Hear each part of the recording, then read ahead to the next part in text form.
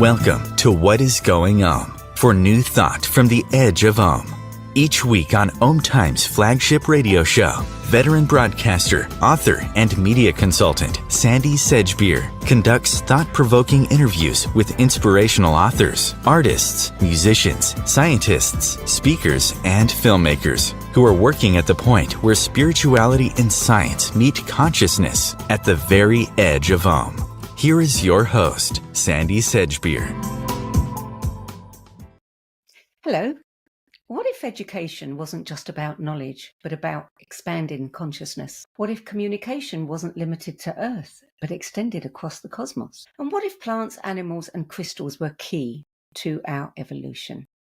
Joining me today is educator, futurist, world peace ambassador, visionary dreamer, and co-founder of the Interstellar Community Foundation, Jeanne White Eagle, whose book, Eyes Open, Looking for the 12, offers a blueprint for a future where humanity evolves in harmony with the Earth, the cosmos, and the forces that guide us. Jeanne White Eagle, welcome. Pleasure to be here, Sandie. Thank you.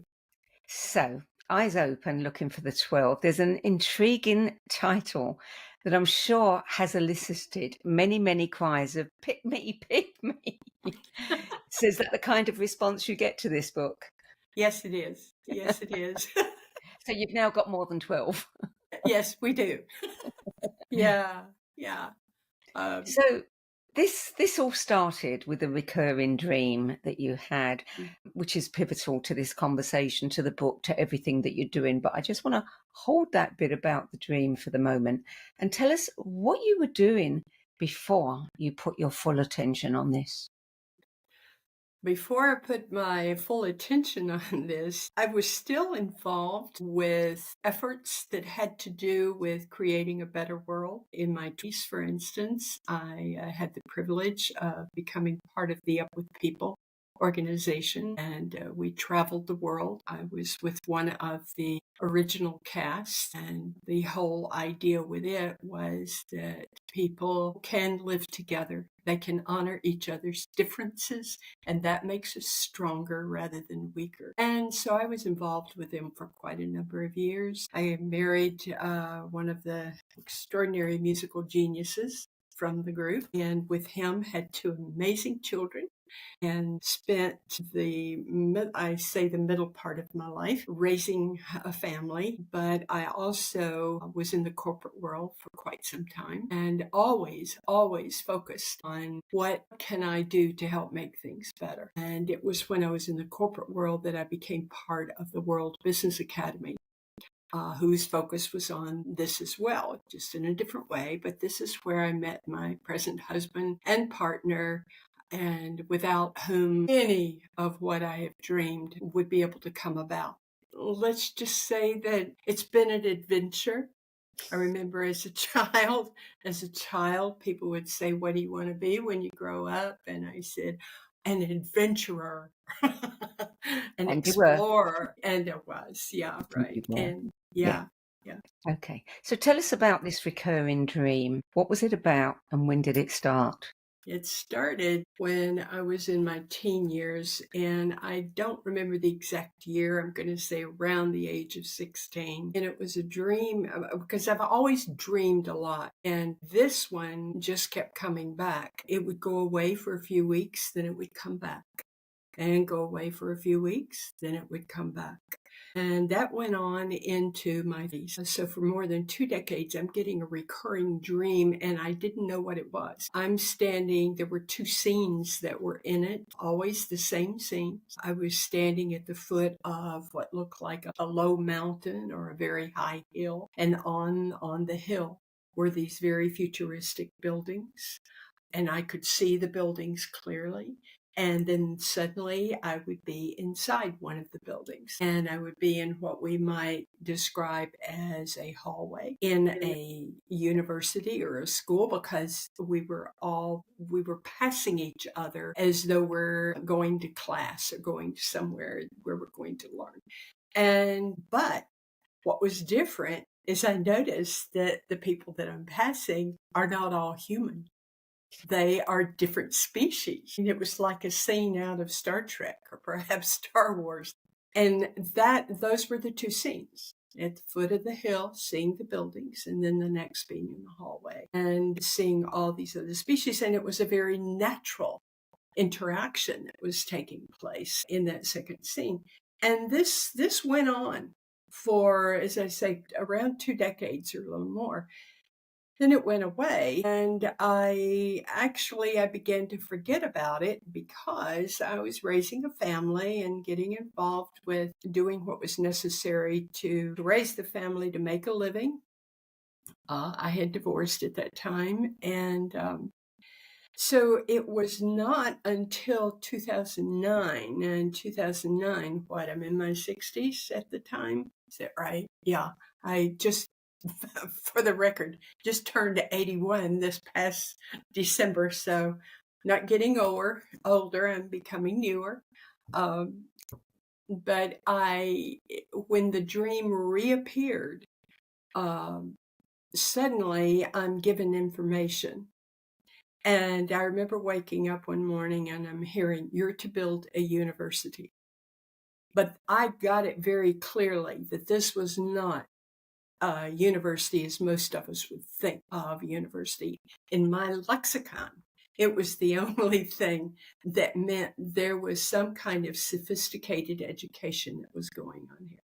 Then I began to see more and more pieces of it. And what I was receiving as I was being told that education systems as we know them will begin to fall away, and that this particular, what I was being shown, would be a way to take a human being from the time of birth right on through that human's life, on into moving out of the physical body.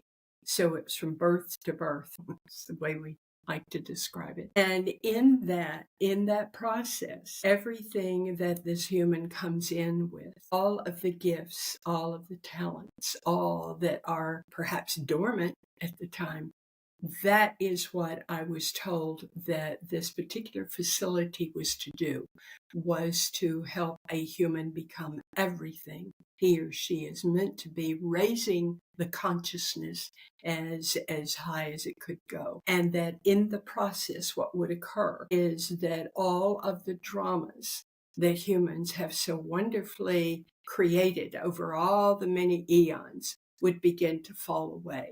Then the consciousness would be raised to such a high frequency that humans would move on and continue to evolve into the beings that they were meant to be from the beginning. Now, that's only one piece of it, because the other piece of it is, as this happens, then interaction with the cosmic community becomes a very natural thing, and interaction with species coming in from other systems, other dimensional systems, becomes a very natural thing. And yeah, so this is where we're headed. So we'll get to all of that a little bit later. When did this stop being a dream and start to become something far more solid? Right. It was when I saw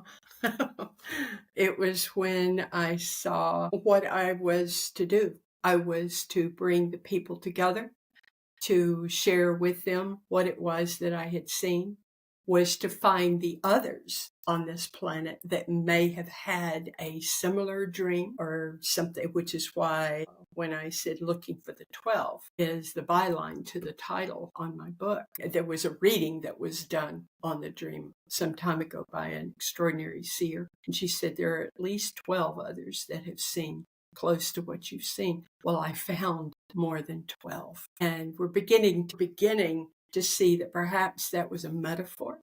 And there are all kinds of metaphoric meanings that could go to 12. I mean, well, actually, they go to 13. And the number 13 is very significant in this concept, isn't it? Because you're the 13th person if you're going to count it literally as 12. It like that.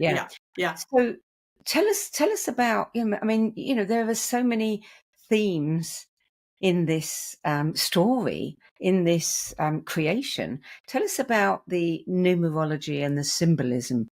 Yeah, that's a good question, because it allows me to say that as the pieces were coming to me and I was being given clarity, and I write about this in the book, my husband and I have for quite a number of years worked very closely with an extraordinary Native American mentor, mystic, who beautiful painted arrow, Joseph Ryle.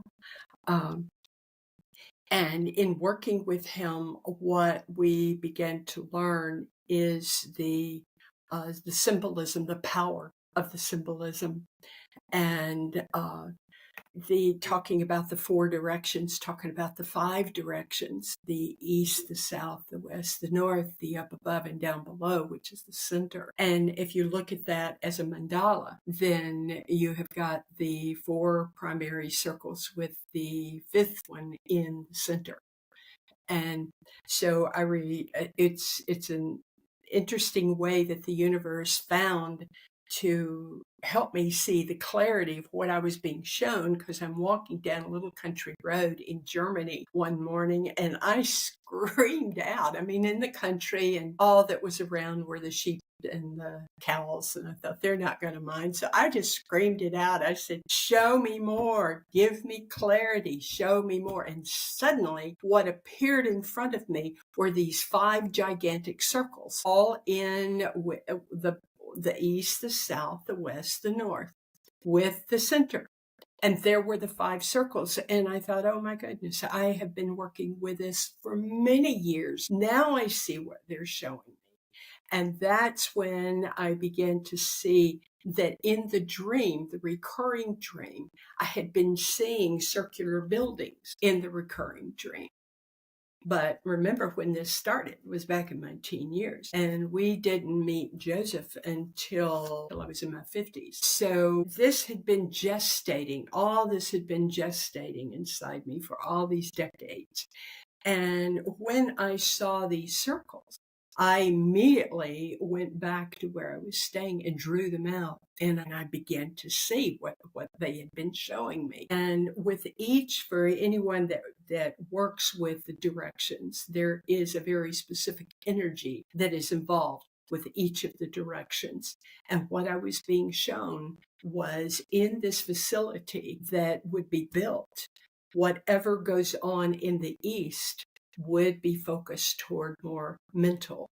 Anything that would have to do with mental capacities, anything focused in the south would be focused on emotional growth and maturity. Anything focused in the west would be focused on physical, and that could include yoga. As a matter of fact, anything focused in the north would include the spiritual, and that the center would be where there would be a lot of interaction that would go on between the children and the elders, because they complete the circle.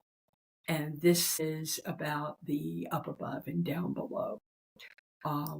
Also, now keep in mind that, and there's a lot that goes on in each one of these buildings, a lot. There's a certain frequency that is set up inside all of these buildings.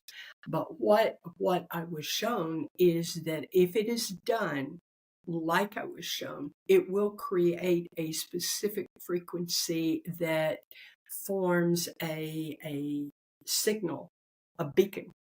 They come together in pyramids on the top of the facility. We're calling it a university. I don't know that that's what it will continue to be called.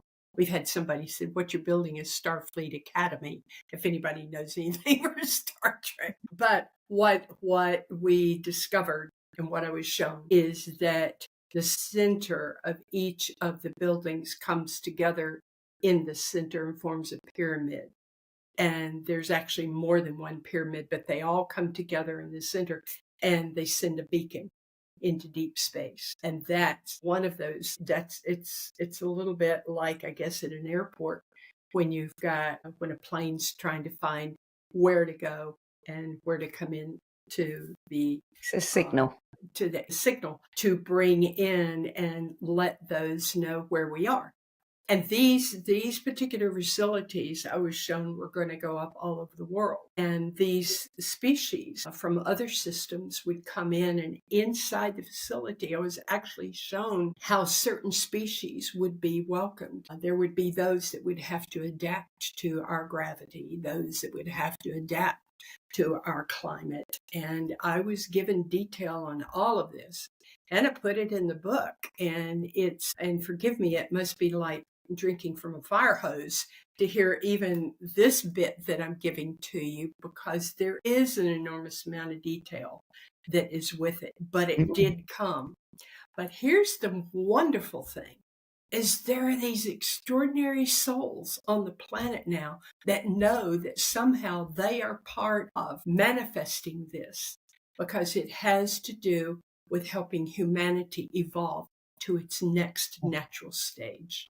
And there's one wonderful soul who's no longer with us, who was part of this, and that's Edgar Mitchell. Yes. Edgar Mitchell, he was very dear. Before we knew Edgar, we knew Willis Harman. I had met Willis Harman, who, for those who don't know, was the president of the Institute of Noetic Sciences. And Willis had been part of the World Business Academy, and that's how Willis and I met. And he became one of my dearest friends, and later one of my husband's dearest friends. And Willis passed, and when he did, and the dream came back. I kept saying, Willis, I really wish I had you to talk with, and just hash out some of what's coming in. And I remember sitting, and I write about this in the book, by the way. I remember sitting in a double swing out in the yard one day. And I said, Willis, I miss you. And I heard, I'm right here. And suddenly I thought, I had chills just go over me. I felt this presence.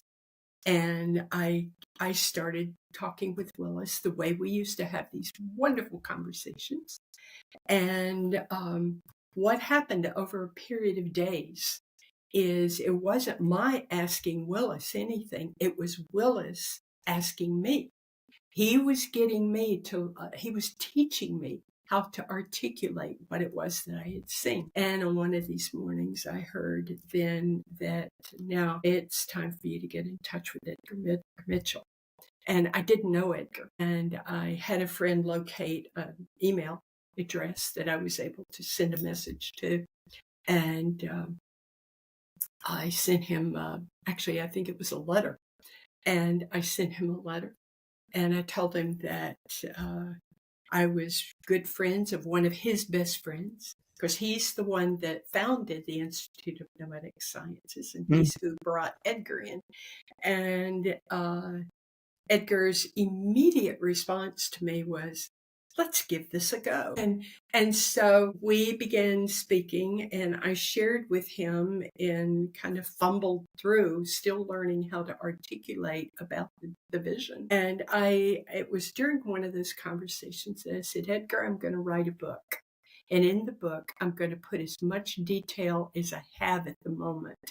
And let's not have another conversation until I've got this book written. So, and then we can use it as a launching pad. And that's how it happened. And Edgar, the more he learned about the vision, the more he knew. He's the one that actually said, this sounds like a blueprint for humanity. And so the rest of it is history. So tell us a little bit more about what we will find in these universities. I love the word, universe. Yes, exactly. And a city. Yeah. Yes, it's for everybody. But you're using things like sound and vibration and crystals to create a multi-dimensional facility, aren't you? Yes. Yeah, and humans are learning this, and forgive me, everybody, for speaking of humans in third person, but quite often that's how I feel, because I'm not really sure how much human DNA is in me. The more I learn about what I was shown, but the use of sound is fundamental to all of the sections of the university. Everything is vibration. Vibration is sound. And I actually teach workshops on this. So when, for instance, you would enter into, let's say, into the South, which is about the emotion, that's where humans will be helped to deal with their emotions. How, to deal with how you relate with, not just with other people and other circumstances, but with yourself. And with that is sound. Sound can help to balance. It can help to imbalance. It helps to create. It helps to discreate. But walking into that particular section, for instance, of the university, there would be a frequency that would help to balance all that is going on there, so that as a person it's, for instance, Sandie, it's where those who have had a lot of trauma, that's where the trauma would be dealt with. Mm. And the sound, actually, one of the things I wrote in the book is that throughout the entire university, there is going to be sound. It may be subtle, but it will be there. It's the frequency that is being set to help raise the frequency of every human that enters. Are you using color as well? Yes. Yes. Because, color is sound. It is sound. And the colors are going to be extraordinarily important. And with that, and let me just say something about the crystals. I was shown that, crystals are another life form. And the more humans learn about crystals, the more we will realize that we've got some extraordinary allies on this planet. But crystals, there will be crystals in the walls. There will be crystals that have very specific focus, very specific responsibilities, I guess is one way to say it. Because let me share it without confusing people, I hope. But if you've got, let's say you've got the 4 primary buildings and the center building, connecting one of the primary buildings to the center is what's called a bridge building. And that's just what connects them so that you can walk from one into the other. In the bridge buildings are going to be very specific crystals. So that, let's say you have been in the South where you've been working with trauma, right? And now you want to go into and do something physical. Let's say you want to go into the West where perhaps yoga might be taught. So you're moving, you don't go straight from the South over to the West without going through something that will help you to digest all of the frequency and all that has just happened in the South building, in the emotional building. So you're moving to the West, and in that you're also moving through a frequency field, a vibrational field that helps you to adjust to all the different frequencies that you are encountering. And forgive me, I just encourage people, read the book. It's spelled out a little bit more clearly in the book. Yes, it is. Yes, it is. But it's extraordinary, extraordinary.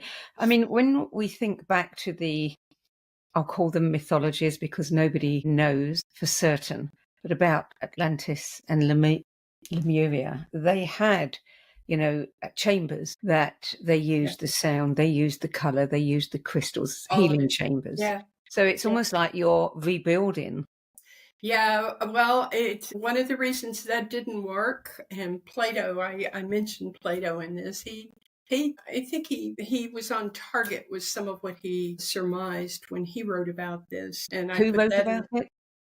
We just lost you a little bit there. Plato. Oh, Plato. Yes. Yeah, right. He described it fairly well too. That what happened in Atlantis is they got so involved in the technology and the sophistication of the technology that they forgot to garden the heart. And that's how I say it in the book. They forgot to garden the heart. So the ego began to take over in Atlantis, and it became a superficial interaction that occurred with people, and they forgot. And I see how it happens. They forgot who they were. and it, for however it occurred, whether it was natural disaster, whether it doesn't matter. The point is that they almost got there, but they didn't. And one of the things that and my husband is, and now the whole community is very clear on, in building what we are now, it's going to be imperative that humans clear themselves of angers, rages, prejudices in that. And so how do you do that? You do it daily. And in Native American terms, we say clear the hollow bone. So what is, it may mean writing a letter of apology to someone. It may mean, just simply saying, I'm sorry. But the idea is to clear the self of anything that may be keeping you from hearing what the higher self is saying and doing. The Norwegians, because we've done a lot of workshops on this too, and the Norwegians are so cute, they say, it's like having a banana in the didgeridoo. The didgeridoo will not play if you've got a banana. So it's like for humans to be fully who they are and who they can be, you got to keep this clear. And it's not about the country needs to do it, the government needs it. It's about the individual, I as the individual, because we are the ones that make up the countries and the governments, etc. So, but that is going to be one of the most crucial pieces inside of what is given in I'm going to hold you there, Dean, because we're going to take a short break. Yeah. You're listening to What is Going On. I'm Sandie Sedgbeer, and my guest today is educator, futurist, world peace ambassador, visionary dreamer, and co-founder of the Interstellar Community Foundation, Jeanne White Eagle. We're discussing her book, Eyes Open, Looking for the 12, which offers a blueprint for a future where humanity evolves in harmony with the earth, the cosmos, and the forces that guide us. We'll be back with more from Jeanne White Eagle in just a few moments. Stay tuned. Hello, I'm Sandie Sedgbeer, host of Times flagship radio show, What is Going On? And as an author, editor and 13 times book judge who's read thousands of books and interviewed hundreds of authors, I'm constantly asked what's really worth reading and what's not. So I created the No BS Spiritual Book Club to help you save time and money by picking the brains of discerning names who have walked this path before you. There's no catch, no fees and no BS. Just an ever-growing library of 10 best spiritual book lists from some of your favourite authors and teachers, plus free book excerpts, audios and video interviews with people like Don Miguel Ruiz Jr., David G., Lee Harris, Mark Nepo and more. From well-known classics to hidden gems you've never heard of, it's the only no BS guide to the best spiritual books to enlighten your journey of self-discovery. So why not join the club? Get inspired and save money at the nobsspiritualbookclub.com. Imagine becoming a super influencer. Reinvent yourself, invest in your brand, and then manifest your success with a robust spheric approach. Times Media and Broadcasting offers a unique and multifaceted way to become the spiritual and conscious influencer you deserve to be by putting your message across our powerful platform with its proven record of integrity and excellence. Through our produced shows, Times offers the opportunity to become a social media TV personality, a radio show host, an Times magazine columnist, and a syndicated podcaster, all in one shot. By live streaming your show on Times TV and broadcasting it across the extensive Times radio and TV networks, you become more than a host. You become an ambassador and a force for positive change. Times. Open yourself to the possibilities. Everything that we do, we can do in a contemplative manner. Through the art of contemplation, you can use the gene keys in a really powerful way. Gene Keys is basically the code book of life. In the Gene Keys, the book is made up of these 3 levels: shadows, gifts, and siddhis. And the journey is through those 3 levels, kind of unpicking of the shadow states, the releasing of the gifts, and then the embodying of this higher consciousness called the Siddhi. And the Siddhis are very exalted words, and it's not like we kind of suddenly are all these exalted Christ-like beings, but we have flashes and illuminations along the journey, and the more we get stuck into the journey, the more illumination comes to us, because the more we're releasing the light from in these codes inside our DNA. So all those revelations are inside us. So the contemplative way is the inner way.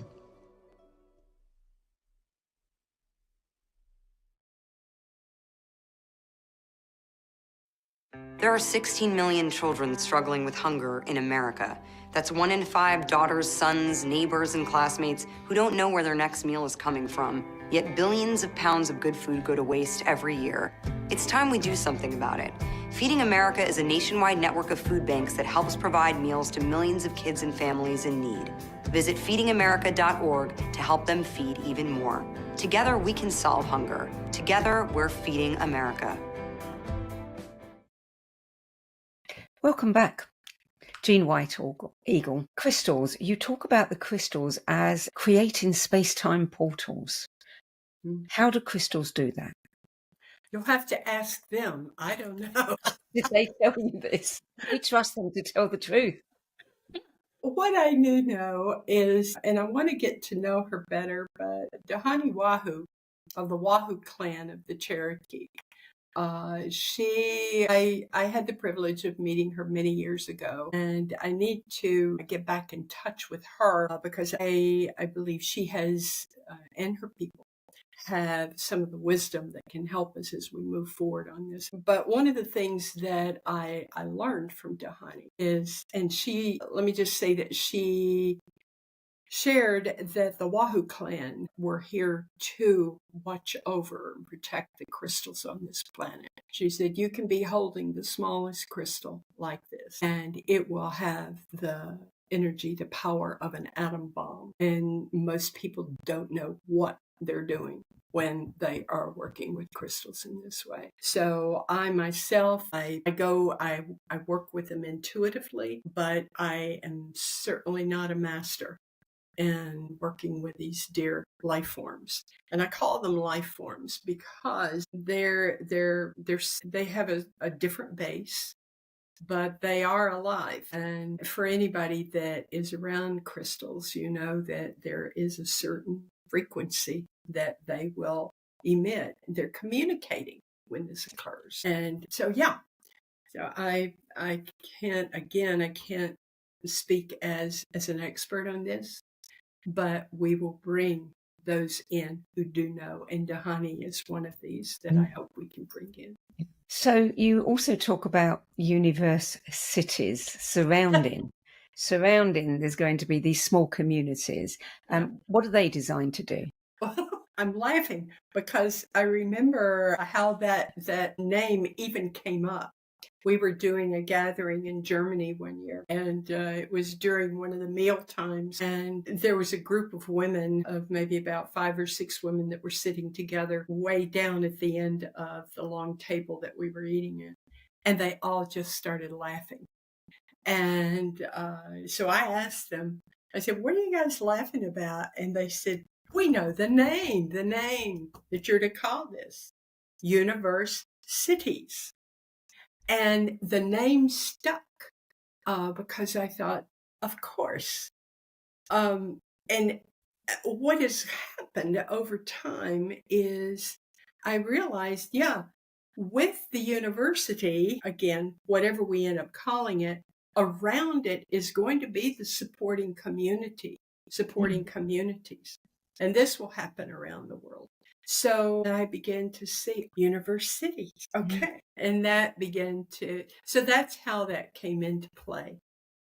So you talk about these sustainable communities. I mean, you see these around Findhorn. You know, there's Findhorn, which is the centre where everybody lives. And then you've got Findhorn, you know, the larger, greater Findhorn, if you like, the kind of the community that's been built up around it that isn't, you know, on the same premises.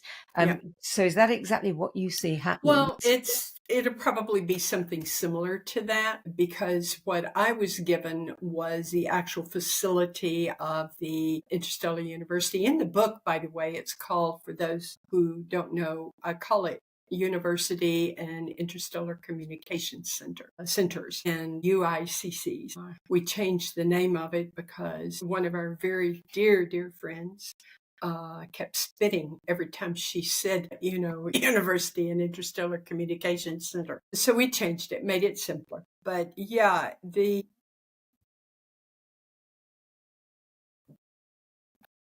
what was I just You lost sharing? your thread. Yeah. I do it all the time. Oh, good. Let me ask you another question. Okay. You say that it exists on multiple planes, requiring a holographic mindset to fully grasp its scope. Yes. That sounds tough to me. What is a holographic mindset? And, I thought I grasped it, but maybe I haven't, because I'm not sure I've got one of those.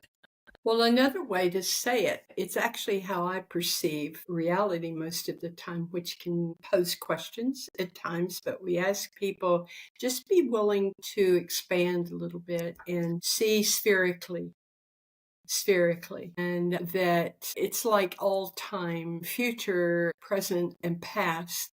It's all here. It's all right here now, but it's hard for our minds to wrap around what that can actually mean when we're living in a space where we work in linear space, linear time. And so when I go into speaking about spherical, I am just suggesting that use your imagination and begin to see that it's all right here. And when it's holographic, what we're seeing is in the case of the university, it already exists. It already exists. And it exists on the different planes. It's the idea. What we are doing is creating the environment where we can bring it into physical reality. But Sandie, the best thing I can share with anybody is use your imagination. If you're not quite sure, where's this going? What does this mean? And I suggest, take a deep breath and allow yourself to expand out and move beyond the boundaries and see what is on the other side. And then you begin to discover there are no sides. That's the other thing. So, but I guess we could save that for another conversation. So if you're going to be sending out these signals, inviting all of our galactic relatives to come visit, what happens, how some of them may not even have the kind of structure that allows them to thrive on this planet or communicate with us. How do you deal with that? Right. That I actually write about that as well. I was just shown that there were, and we're talking sizes, big, little, minuscule, whatever. We're talking those that may not necessarily be in physical form, but may be in an energetic template? Yeah, that's a very good way to describe it. Thank you. Yes. And that's part of what is inside, by the way. There's a whole area inside the Interstellar University, and most of it actually is underneath it's down in the lower part, down in the earth itself, because the earth herself is going to help with whatever transitions need to occur. But there are going to be, and I wrote about this, I was shown, there are those that won't necessarily come in on a ship. They may just show up. They, like Scotty beam me down kind of thing. And so, and I was shown that there are, this is again where, as you pointed out, the crystals will help too, creating energetic portals through which those coming in from other dimensional spaces can enter into our space. And this, one of the things that we talked about when I was speaking with Edgar, I says, this is going to sound like science fiction. to so many people. But then we have to stop and realize how much of our science fiction then becomes our science as time progresses. As it already has. As it already has. That's exactly right. That's Yes. exactly right. So is this going to happen tomorrow? Well, we can talk about that as well, but there are some things that have to happen in the collective consciousness before what I've seen could ever survive. Do you have a location for the first one? We have several that are being considered, one in Peru, possibly two. We've looked at an area in Western Australia, which is another one. We just very recently got an invitation to come and look at somewhere that's up in Western Canada. And these are meant to go up, around the world. And I was told that they would start on 3 to 5 continents. But there is a community in Mexico, in the Yucatan area, that is very interested in possibly establishing one of the universities and get that in place and then build what it was today. Do you feel that you're going to need the help of different governments to get this going, or are you relying on, all of these members of the 12? Grassroots. Yeah, grassroots is where, I'm sure there's going to be some kind of dance that's going to have to occur. However, that's for that, again, to get caught in political dialogue is something that those that will carry on after I've moved out of this body are going to have to be very aware of and not get caught in the traps. I mean, God help you. There are many. Yeah, and there are many. Yes. But it's to keep pulling up above. I think that we have a lot of star beings that are helping us right now from different systems that are part of manifesting this vision. Because do you think that we are ready to join the greater galactic community?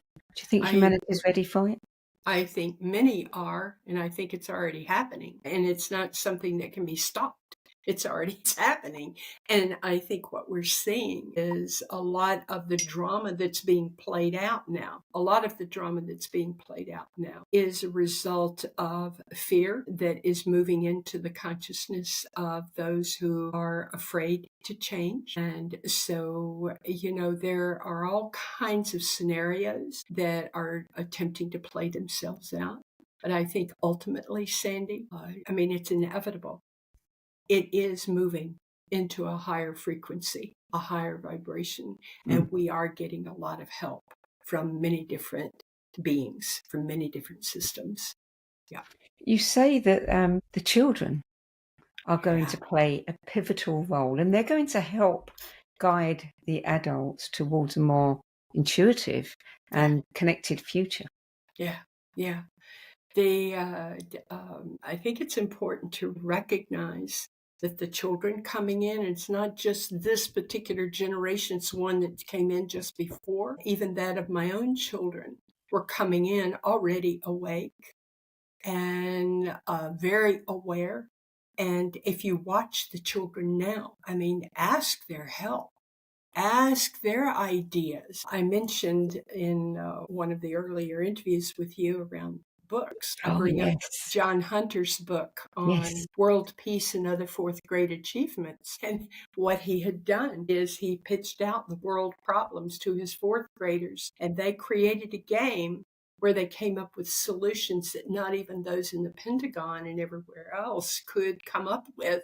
These kids came up with solutions because what they were doing is they saw everything as a whole. They weren't just taking poverty or just taking hunger or whatever. They took all of it as a whole and were working with that and came up with solutions. But it was the children. And that's, every day, I My husband teases me, but I watch baby clips on YouTube for a few minutes every day, just so I can see the new souls that have come in and the innocence that is there. And if people begin to recognize these children do have wisdom, we guide them in certain things, but our job is also to listen to them and let them guide us. Yeah. Yeah. Why do we think that because they're in small bodies, they don't know anything? Yeah, and the other thing, Sandie, are the elders, because the elders are getting ready to leave their bodies. And of course, the young ones have just come in to their bodies. So one of the things I was shown was the interaction between the elders and the children and that's why I said it's a circle. It completes the circle. And if you pay attention to the interaction that goes on with them, between them, the wisdom that's passed back and forth, we can learn a lot and, keep ourselves out of some of the crazy traps we get ourselves into. So all these people who have answered the call for the 12, who knows how many there are, 1,200, 12,000, I don't know. What are they actually doing to support this vision? Do you have people on the ground that are raising money, others that are spreading the word? How are they engaging in this? Well, the truth is that we have not really gone into a lot of interaction with them, more than I'm aware that they're here, because I myself am getting ready to transition out of this role and turn it to the younger ones that are going to carry it. They're already stepping forward to do this. But to your question, I'm thinking of a young man who's in Israel whom I need to get in touch with very soon, who is an artist. And we were doing a workshop in Israel on one of our visits there. And he came up to me afterwards. He said, "Let me show you something." And he had paintings that he had done, and they were of the buildings that I had seen. But this is what he had received, and they were quite beautiful. And we have interacted and shared information. So we're just kind of pulling information as it's come in. But there's an older person here in the United States who, what she was seeing, and she didn't know what she was seeing, and she drew them out, were all of these ships that were in the upper atmosphere. And what she was seeing was like an energy elevator coming down, but she couldn't see where the energy elevator was going. She just saw the detail of the ships and drew them out, and they're quite detailed. And then, so when she heard me speak on the vision, she said, that's where the elevators are going, because many of those, particularly the hybrid children, are not able to perhaps stay on our planet for very long, so they can move back up to a more safer environment for them in one of the ships. But she was seeing energy elevators come down. That's another discussion that we could have at some point. Yeah, and we've got another extraordinary, brilliant woman who said, "I have seen that what I have seen." She does a lot of work with goodwill, I guess is a way to say that, goodwill efforts in bringing peoples together. And she had seen something very similar. So I think the 12 is metaphoric. We could be looking at 12 million, who knows? Do you hold group meditation sessions where you are visualizing this and bringing it into form? Yeah. You do? Yeah. Can anyone join those?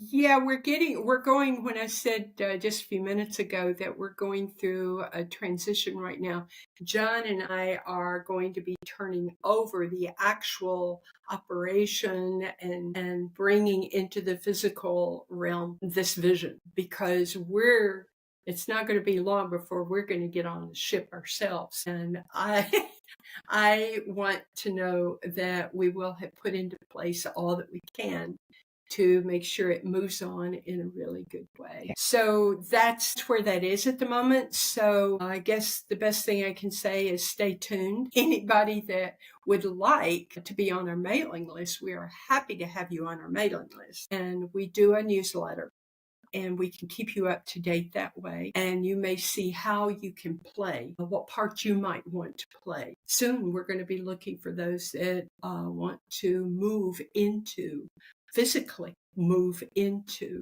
the community environment that we will be building, which I probably think is going to be in Mexico first. So you just said that, you think you and John are getting ready to beam up at some point in the not too distant future. Does it bother you that you won't be around to see it? Oh, no, I'll be around. I'll just be on the other side.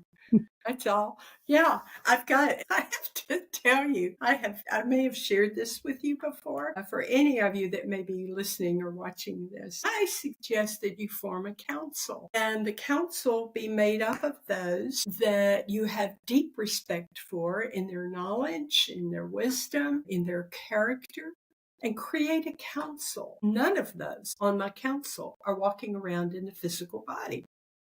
And Edgar is on my council, and and Lawrence Bloom, I brought him up before, is on my council. Willis Harmon is on my council. Gandhi is on my council. So people can say, I want Jeanne on my council. Yeah, wait till I'm out of the body. And I would be happy to, because everything is here now. Yeah. And those that have moved into a different energetic space are they're still here. They're still here, but they're everywhere. So that's another conversation we can have sometime. Unfortunately, we're almost out of time now. Is there one thing that you would like to share with our viewers and listeners before you go? One important thing? Keep seeing through the eyes of love, no matter the circumstances. Keep seeing through the eyes of love, and love will guide you. That's what the Atlanteans forgot. Yes. Jeanne White Eagle, thank you so much for joining us today. It's been a pleasure. Thank you, Sandie. So you can find more information about Eyes Open, Looking for the 12, and about Jeanne White Eagle's other books at jeannewhiteeagle.com, and that's JEANNE. And you can learn more about the ICF at Interstellar Community Foundation.org. I'm Sandie Sedgbeer. I'll be back at the same time next week with another edition of What is Going On. Till then, it's goodbye from me.